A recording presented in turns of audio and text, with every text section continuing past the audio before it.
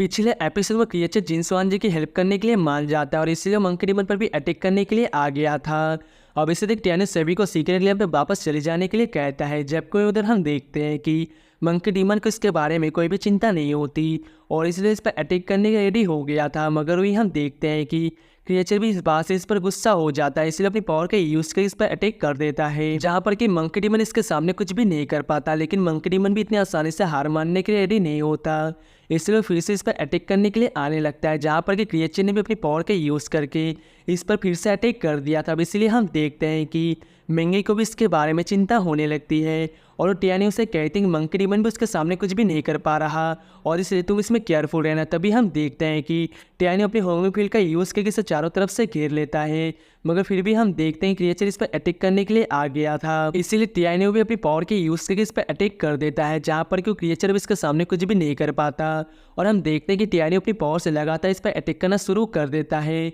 मगर अभी भी हम देखते हैं क्रिएचर को इसके बारे में कोई भी चिंता नहीं होती और वो मंकी डीमन से कहता है कि तुम्हारा यंग मास्टर तो पूरी तरह से यूजलेस है। मगर हम देखते हैं कि मंकी डीमन भी इस बात से इस पर गुस्सा हो गया था और कहता है कि मेरे यंग मास्टर के बारे में ऐसी बात करने की तुम्हारी हिम्मत कैसे हो गई। और हम देखते हैं कि अपनी पावर के यूज़ करके इस पर अटैक करने के लिए चला गया था, लेकिन फिर भी हम देखते हैं कि क्रिएचर मंकी डीमन को हरा देता है, इसलिए टियाने भी इसका सामना करने के लिए रेडी हो गया था और अपने साथियों से कहता है कि हमें किसी भी तरह से इसे हराना होगा। जिसके बाद हम देखते हैं कि वो सब तुरंत इसके रेडी हो गए थे और हम देखते हैं कि अपने अपने पावर के यूज़ करके इस पर अटैक करने के लिए चले जाते हैं, मगर अभी भी हम देखते हैं क्रिएचर को इसके बारे में कोई भी चिंता नहीं होती और वो भी अपनी पावर के यूज़ करके इनका सामना करने के लिए रेडी हो गया था। जिसके बाद हम देखते हैं कि इनके पीछे बहुत ही शानदार टक्कर होने लगती है, लेकिन वही हम देखते हैं कि जिनसवान जी यहाँ से मौका पाकर भागना चाहता था, मगर तभी हम देखते हैं कि एक लड़की इसके सामने आकर इसे घेर लेती है और कहते हैं क्या तुम इतनी आसानी से यहाँ से भाग पाओगे। वही उधर हम देखते हैं कि टियानो क्रिएचर पे अटैक करने के लिए रेडी हो गया था, इसीलिए हम देखते हैं कि अपने सभी शॉट का यूज़ करके एक साथ में अटैक कर देता है। लेकिन फिर भी हम देखते हैं कि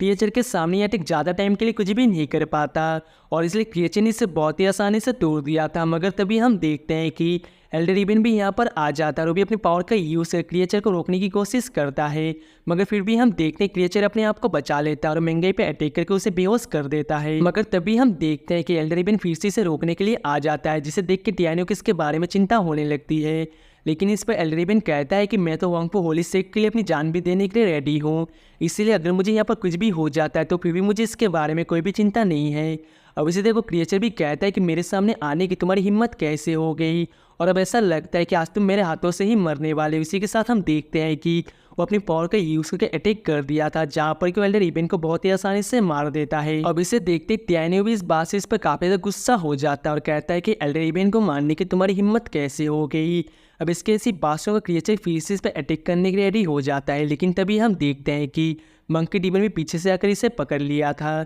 इसीलिए इसे देख टियानो भी अपनी सभी साथियों से कहता है कि तुम भी इसके रेडी हो जाओ, चलो एक साथ मिलकर हम इस पर अटैक करते हैं। अब हम देखते हैं क्रिएचर भी अपने आप को आज़ाद करने की कोशिश करता है, लेकिन हम देखते हैं कि इसके लिए कुछ भी नहीं कर पाता। तभी हम देखते हैं कि बीस्ट किंग ने आकर इसे चारों तरफ से घेर लिया था और अब इसलिए क्रिएचर यहाँ पे बहुत ही बुरी तरीके से फंस गया था। अब इसी वजह से हम देखते हैं कि टियानो को इस पर अटैक करने के लिए बहुत ही अच्छा चांस मिल गया था और इसलिए तुरंत अपनी शॉट के यूज़ करके इस पर अटैक कर देता है। मगर अभी भी हम देखते हैं कि वो क्रिएचर इतनी आसानी से हार मानने वाला नहीं होता और कहता है कि तुम ऐसा करके बहुत बड़ी गलती कर रहे हो। और उस पर टियानो उससे कहता है कि अगर तुम हेवन के किंग भी हो तो क्या हुआ, लेकिन फिर भी आज तुम यहाँ से जिंदा बच के नहीं जा सकते। इसी के साथ हम देखते हैं कि मंकी डीमन से इस पर अटैक करने के लिए कहता है, इसलिए मंकी डीमन भी तुरंत इसके रेडी हो गया था और हम देखते हैं कि अपनी पावर के यूज़ करके अटैक कर देता है। लेकिन तभी हम देखते हैं कि यहाँ पर इसे बचाने के लिए कोई आ गया था, जो कि असल में कोई और नहीं बल्कि क्रिएचर का ही फादर होता है और फिर वो कहता है कि ये तुम्हें मारने की हिम्मत नहीं कर सकते। मगर वही हम देखते हैं कि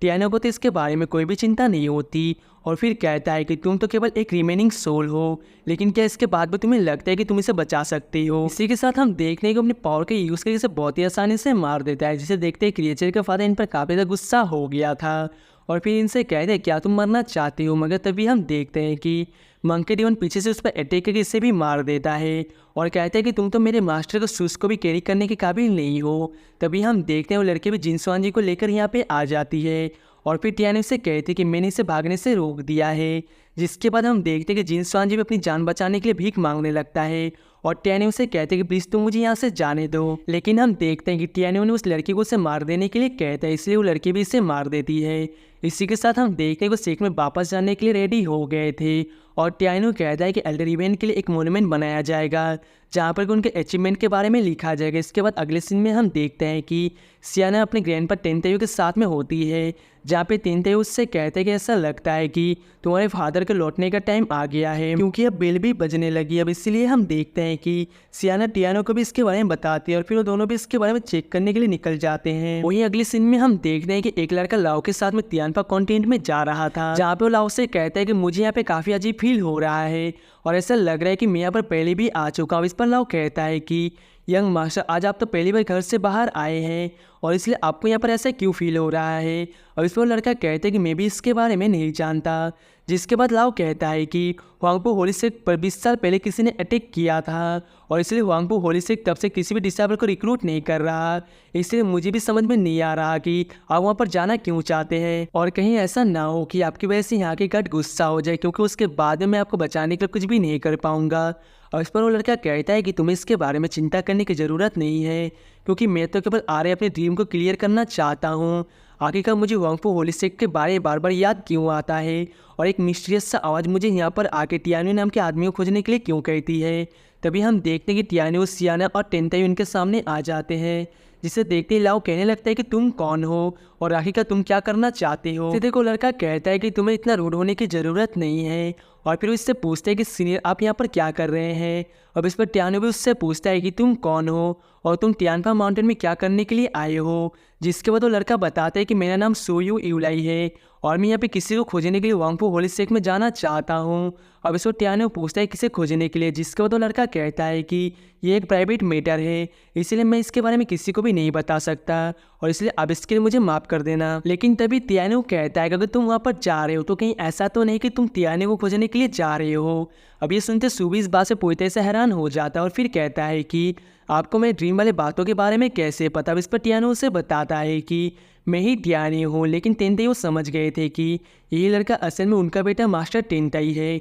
और अब इसी से गले लगाते हुए कहते कि फाइनली तुम यहाँ पर आ गए। वही सियाना भी कहती कि मैं भी काफ़ी टाइम से आपको वेट कर रही हूँ, लेकिन हम देखते हैं कि सूकी इसके बारे में कुछ भी समझ में नहीं आता और इसीलिए इनसे कहता है कि कहीं आपसे कोई गलती तो नहीं हो रही। वही लाओ भी हैरान होते हुए कहता है कि सू किसी और का बेटा कैसे हो सकता है और इसके अलावा यहाँ पर तो इसकी एक बड़ी सी बेटी भी है। तभी सियाना टियानो से कहता है कि तुम मेरे फादर की मेमोरी को रिकवर करने में हेल्प करो, जिसके बारे में सुनकर टियानो भी इसके रेडी हो गया था और फिर हम देखते हैं कि वो तुरंत ही सू के ऊपर अपनी किसी पावर का यूज़ कर देता है। अब इसे देखते ही लाओ भी इस बात से काफ़ी परेशान हो गया था और इसलिए टियानो से पूछता है कि तुमने इसके साथ में क्या कर दिया। अब इस पर टियानो कहता है कि तुम्हें इसके बारे में चिंता करने की ज़रूरत नहीं है, क्योंकि उससे केवल अपनी पास्ट लाइफ की मेमोरी के बारे में याद आ रहा है। वही हम देखते हैं कि सू के ऊपर इसके पावर का असर होने लगा था, इसीलिए हम देखते हैं कि उससे अपनी पास्ट लाइफ की सारी बातें याद आने लगती है, जहाँ पर उसे ये भी याद आता है कि उसे किस तरह से मारा गया था। अब इसलिए हम देखते हैं कि सू यानी कि मास्टर टेंताई को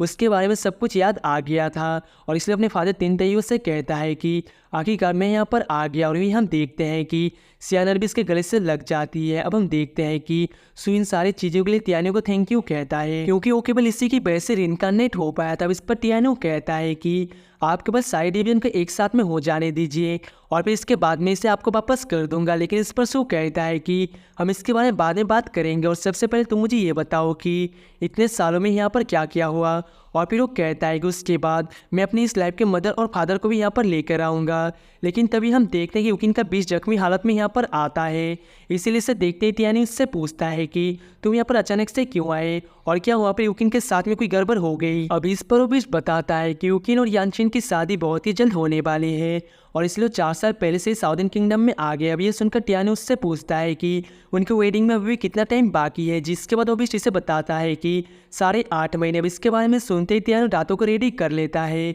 और कहता है कि तुम जितना जल्दी हो सके नानगोंग होली डायनेस्टी में चलो। तो क्या आपको लगता है कि टियानो युकिन की शादी को रोक पाएगा? इसके बारे में जानने के लिए आपको नेक्स्ट पार्ट देखना पड़ेगा और अगर आप इसका नेक्स्ट पार्ट देखने के लिए एक्साइटेड हो तो वीडियो को लाइक करके चैनल को सब्सक्राइब कर लेना। मिलते हैं नेक्स्ट वीडियो में, तब तक के लिए tata bye bye and take.